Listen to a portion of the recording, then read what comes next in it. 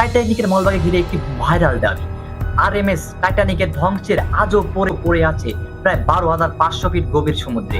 সায়েন্টিস্টরা যখন সেখানে গবেষণা করেন তারা জানান এটা এমন একটা জায়গা সূর্য আলো একবারও পৌঁছায় না। এই গভীরতার চারপাশে থাকে সম্পূর্ণ অন্ধকার, এমনকি খুব কাছের জিনিসও পরিষ্কারভাবে দেখা খুবই কঠিন হয়ে যায়। এখন অনেকে এই বিষয়টি কোরআনের একটি আয়াতের সাথে মিলিয়ে আলোচনা করে। সূরা নূর এ আল্লাহ এমন একটি উদাহরণ দিয়েছেন যেখানে গভীর সমুদ্র অন্ধকার ও তার উপরে আরো পর্যুক্ত অন্ধকারের কথা বলা হয়েছে, যেখানে হাত বের করলেও দেখা যায় না। তবে এই ধরনের বৈজ্ঞানিক তথ্য কোরআনের বর্ণনার মধ্যে মিল খুঁজে দেখা মানুষের একটি ব্যাখ্যা বা উপলব্ধি, এটা সরাসরি প্রমাণ হিসাবে নিশ্চিতভাবে বলা যায় না।